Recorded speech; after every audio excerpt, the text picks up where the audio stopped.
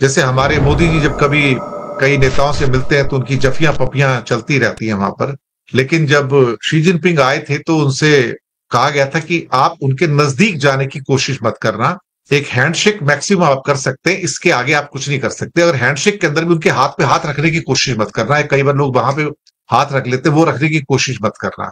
He maintains a distance and he doesn't like to come close to the people. ये इस किस्म के protocols पहले ही बता दिए जाते हैं कि आप उनसे दूरी बनाकर रखिएगा। लेकिन चीन को कुछ चीजें, जैसे कि पानी को वेपनाइज करना, जैसे कि रेयर अर्थ को और फर्टिलाइजर को वेपनाइज करना, जैसे कि कूटनीति के अंदर भी कुछ ऐसे पैंतरे अपनाना जिसको कि एक वेपन के तौर पर यूज किया जा सके। जैसे अभी शंघाई कोऑपरेशन ऑर्गेनाइजेशन का जो समिट था उसके अंदर राजनाथ सिंह को काटो तो खून नहीं वाले हालात हो गए। वहां पर जो बोलने की बारी आती है, नॉर्मली समिट्स में ऐसा होता है, मैंने देखा है कि वहां पे उनको अल्फाबेटिकली बोलने की परमिशन दी जाती है। और अल्फाबेटिकली मतलब कंट्री के हिसाब से आता है, नेताओं के हिसाब से नहीं आता है। इंडिया ने पहले बोल दिया, पाकिस्तान का नंबर बाद में आया क्योंकि अल्फाबेटिकली पी बाद में आता है इससे। तो ख्वाजा आसिफ जो डिफेंस मिनिस्टर थे वो कुछ ऐसा बोल गए कि राजनाथ सिंह उठ के जवाब देना चाहते थे, उससे बोलना चाहते थे। China being on the chair refuse कर दिया कि ऐसी कोई परंपरा नहीं है कि एक स्पीकर को 2 बार बोलने का मौका दिया जाए या किसी चीज पर आपत्ति उनको हो तो आपको बाहर जाके प्रेस में जो बोलना है बोल सकते हो, लेकिन आप समिट में कुछ नहीं बोल सकते। तो उनकी हालत खराब हो गई। एक पॉइंट और था, उनको बोलने नहीं दिया। दूसरा, जब उनसे कहा गया कि भाई आप हम ज्वाइंट डिक्लेरेशन पे साइन नहीं करेंगे, तो उसके बाद फिर उनका उसी के आसपास एक स्टेटमेंट भी आता है। और उस स्टेटमेंट के अंदर दरअसल ये कहा गया कि one country which spreads the terror.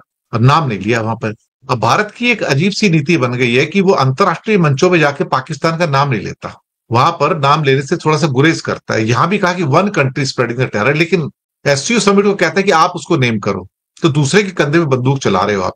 अगर आप पे डिप्लोमेसी में इतना साहस नहीं है कि आप पाकिस्तान का नाम ले सको, तो भाई आप दूसरों से क्यों उम्मीद करते हो कि वो पाकिस्तान का नाम लेंगे? तो हमारे लिए एक किस्म से ये सरकार की ओर से मैं कहूंगा बुजदिली थी कि हम एससीओ के मंच पर पाकिस्तान का नाम भी नहीं ले पाए। भाई 2-3 और जोड़ लेते, साथ में कसर पूरी कर लेते। पैसा तो मुफ्त का है, हवाई जहाज मुफ्त का है। लेकिन चीन ने हमारी डिबरी टाइट करके रखी हुई है। अमेरिका को बोला था कि मैं तेरे को रेयर अर्थ दे दूंगा, नहीं दिए सब। यूरोपियन यूनियन को दे दिए, वहां भी वो रिफ्ट पैदा कर रहा है। देखो, तो कहीं ना कहीं ऐसा हो गया कि जो हमको तो खैर 2.5 महीने हो गए नहीं दे रहा। साथ में जो हमारे सुपर स्पेशलाइज फर्टिलाइजर्स होते हैं, जिसमें नैनो फर्टिलाइजर्स हैं, कस्टमाइज फर्टिलाइजर्स हैं और कुछ और किस्म के स्पेशल फर्टिलाइजर्स हैं, वो पिछले 2.5 महीने से नहीं दिए, बाकी सबको दे रहा है। उसको भी वेपनाइज कर लिया। सतलज का पानी 75% कम हो गया 5 सालों में, स्टडी बताती है कि वहां का पानी डाइवर्ट किया उसने। और ब्रह्मपुत्र के बारे में तो अभी बात ही करनी बेकार है। हम तो कह रहे हैं कि ब्रह्मपुत्र का पानी रोक भी लेगा तो भी हमारे पास बहुत पानी है, बहुत बढ़िया। लेकिन सतलज का क्या करोगे? पूरा रोक लेगा तो? और 75% रोक ही लिया तुमने तो। हम कभी कभी अंडर एस्टिमेट कर जाते हैं। वो हमको चारों तरफ से घेर रहे हैं, यानी कि नेपाल भी गया, पाकिस्तान गया, बांग्लादेश गया, म्यांमार गया। म्यांमार की तो आज नई स्टोरी है, बहुत फेमस स्टोरी है कि वहां की जो एक आर्मी है जो नॉर्दर्न म्यांमार में थी, उसने भारत से कहा था कि मेरे से समझौता कर लो। और वो विद्रोही आर्मी थी और मैं तुमको यहाँ पे रेयर अर्थ मेरे पास है, मैं तुमको देता हूँ। आधे चाइना को दे दूंगा, आधे तुमको दे दूंगा। इंडियन रिफ्यूज किया। ये 2018 की बात है, आज नई स्टोरी निकल के आई है। चाइना ने मौका ताड़ा, उससे समझौता कर लिया। अब सारा रेयर अर्थ उसके पास चला जाता है, मिनरल पूरा का पूरा। इंडिया से मर गया। आज वो स्टोरी आई तो कहता है इंडिया ने बहुत बड़ा ब्लंडर कर दिया कि आपने समझौता क्यों नहीं किया KIA से। उसका नाम है KIA, कुछ उनकी भी कचिंस पता नहीं, कुछ आर्मी टाइप की कुछ ऐसे है, विद्रोही आर्मी है। तो हमें ब्लंडर करने की आदत है। वैसे भी विदेश नीति में हमारी चमत्कारिक रिजल्ट्स हैं मोदी जी के, तो एक के बाद एक चमत्कारिक रिजल्ट्स हैं और देश का नाम कैसे डुबोना है उनको पता है। अभी किसानों पे भी चोट मारे जा रहे हैं। तो आज का विषय लेकिन चाइना का है कि चाइना कैसे हर चीज को वेपनाइज करके इंडिया को चोट मार रहा है और हम कुछ नहीं कर पा रहे हैं क्योंकि हम इतने ज्यादा डिपेंडेंट हो गए हैं चाइना के ऊपर। हमने अपने सोर्सेस को, संसाधनों को किल कर दिया, अपनी फैक्ट्रियों को किल कर दिया, एक एक चीज को किल किया। सर वही नसीब साहब, आपसे पहली टिप्पणी चाहूंगा कि हर चीज मोदी जी कर रहे हैं और उसी का ये परिणाम रहा कि हम विश्व गुरु की संकल्पना के साथ आए कि हम विश्व के गुरु हैं। तो अपने आप में यह मान लेना कि हम महान हैं, बाकी सारे देश जो हैं वो हमारे सामने कुछ नहीं है। हमारी सभ्यता सबसे महान रही है, हमारी संस्कृति सबसे महान रही है, ठीक है रही होगी। आज की डेट में आप कहाँ खड़े हैं? लेकिन जब व्यक्ति महत्वपूर्ण हो जाता है, यानी नायकत्व वाला भाव जब आ जाता है, तो इस प्रकार की गलती नहीं, इस प्रकार की चीजें हमेशा होती रही है और उसका खामियाजा आज मतलब भारत भुगत रहा है। आज स्थिति ये है कि ये बात बिल्कुल सही है कि ट्रम्प का भी कल का ही संभवतः बयान आया है कि बहुत जल्दी वह भारत के साथ एक नई टैरिफ पॉलिसी लेकर आ रहे हैं। आखिर क्यों ऐसा? कहीं ना कहीं देखिए, अंदर खाने कुछ तो बात चल ही रही है। चाइना जिस प्रकार से भारत के ऊपर दबाव बना रहा है, चाहे वो रेयर अर्थ को लेकर हो, खाद को लेकर हो, या अन्य मुद्दों को लेकर हो, चाहे सीमा विवाद को लेकर हो, हमें ऐसा लगता है कि बस केवल एकमात्र अमेरिका का साथ चाहिए, बाकी सारा जंग हम जीत लेंगे। कि हमारे जितने भी पड़ोसी देश हैं, वो चाहे नेपाल हो, बांग्लादेश हो, और अब बर्मा का जो आपने जिक्र किया, जिसमें रेयर अर्थ की आपने बात की, मुझे इसके बारे में कोई जानकारी नहीं, अभी आपके द्वारा ही पता चला है। लेकिन अगर ऐसा हुआ 2018 में, तो definitely it was a blunder, और यह ब्लंडर इसकी तो कीमत अब तो चुकाई भी नहीं जा सकती, क्योंकि अगर 100% रेयर अर्थ पे चाइना का कब्जा हो गया है तो बाकी बचा क्या है। तो देखिए, सिचुएशन हम लोगों के लिए वाकई बहुत ही ग्रीम है। भारत कैसे निपटता है, क्योंकि अभी भी भाजपा या मोदी यही समझती है कि बस जो कुछ भी कर सकते हैं मोदी कर सकते हैं। हमें अपने ऊपर विश्वास नहीं है। भारत की जो अपनी खुद की जो क्षमता है, और उस क्षमता में देखिए कहीं ना कहीं विपक्ष में भी बहुत सारे ऐसे लीडर्स हैं। चाइना गया, चाइना खत्म, चाइना अंतिम सांसें गिन रहा है, चाइना आईसीयू में पड़ा है, चाइना की इकोनॉमी टैंक हो चुकी है, वो खत्म हो गया, उसमें कुछ आप समझते नहीं है। अब इंडिया इमर्ज करेगा। कभी कभी मुझे ऐसे लोगों पे तरस भी आता है, मुझे समझ में नहीं आता कि मैं इनका क्या करूं, कि अल्टीमेटली ऐसे लोगों को कैसे ट्रीट किया जाए। But this is how some of the भक्तगण जो है हमारे दुनिया को इस रूप से देखते हैं।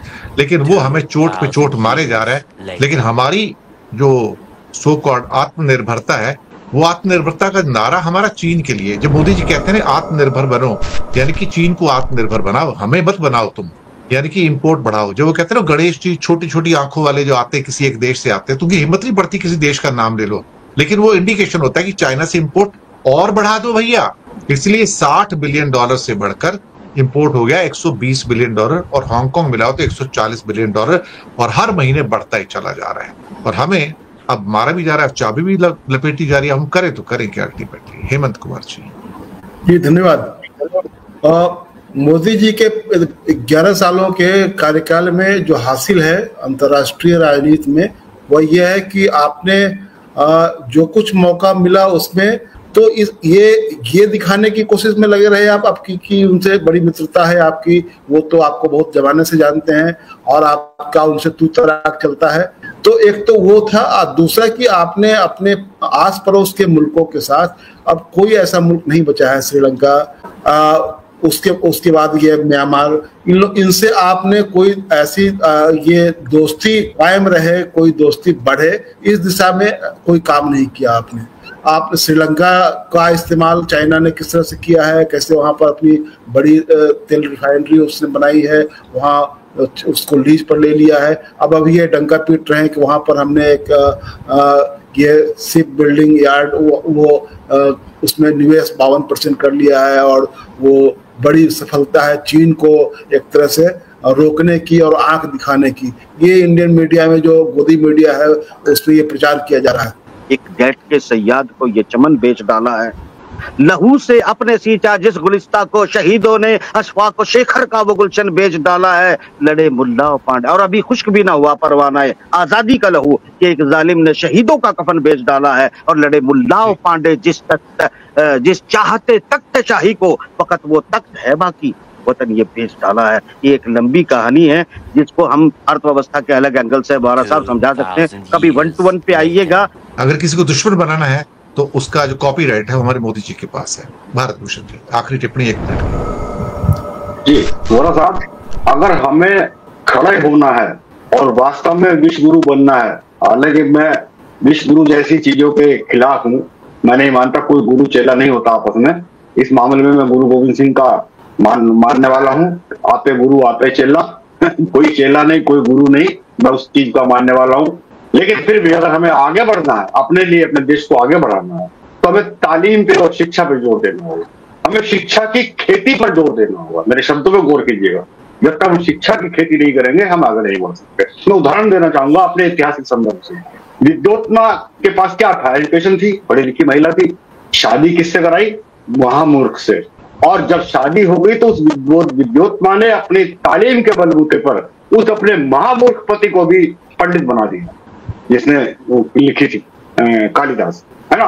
तो आपकी ताकत तालीम में वो ताकत है, और तालीम पे ही जोर होना चाहिए। और हमें शिक्षा जब तक हम फ्री नहीं करेंगे, अपने देश के नौजवानों को शिक्षा की तरफ नहीं ले जाएंगे, तब तक हम आगे कोई भी भविष्य की कल्पना इस देश के लिए नहीं।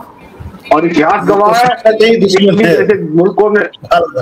जी जी सर एक सेकंड, शिक्षा की जो बातें कर रहे हैं, एक शब्द हम बोलते हैं, हमने चर्चाएं की, सारा लबो लबाब वही है, अधिनायक की जय हो।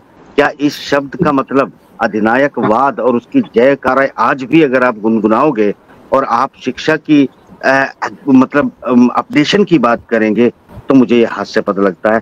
क्या इस देश को इस बात का, इस शब्द का अर्थ पता है? अधिनायक की जय हो, बस इतनी सी बात है। हाँ बस, तो हमें बात अधिनायक, वो अधिनायक की जय बोल रहे हैं, वो बुलवाते रहे, वो अलग बात है। आखिर सभी समस्याओं का हल शिक्षा ही है, और शिक्षा जब तक हमारे नौजवानों को नहीं मिलेगी, हमारे नौजवान अपना भविष्य खुद तय नहीं कर पाएंगे। और शिक्षा को महंगा करने के बजाय सर्व उपलब्ध कराना चाहिए, और वैज्ञानिक शिक्षा पर जोर देना चाहिए। शिक्षा का मतलब ये भी नहीं कि डार्विन हटा दो, ये शिक्षा भी नहीं चलेगी। विज्ञान पढ़ाइए, हमें वैज्ञानिक शिक्षा देने को जब तक जोर नहीं होगा, तब तक हम आगे नहीं पढ़ पाएंगे। जी हो रहा था जी। प्रोग्राम की समाप्ति करते हैं। मुझे पुरानी अपनी कुछ 2 लाइनें याद आ गई एक्चुअली उसके साथ। एक शख्स धुएं की चादर ओढ़कर आया है, एक शख्स धुएं की चादर ओढ़कर आया है, लूट कर कहता है कि वो मेरा ही हमसाया है। कौन ऐसे अपनों की पीठ में खंजर घोंपता है? शायद उसके पुरखों ने यही उसे सिखाया है।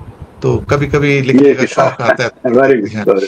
तो बहुत बहुत शुक्रिया दर्शक मित्रों, 700-800 लोग अभी भी लाइव देख रहे हैं, तो बहुत बहुत धन्यवाद आपका। भारत भूषण जी, वहीद नसीम साहब, हेमंत जी, बहुत बहुत आपका धन्यवाद। चर्चा को आपने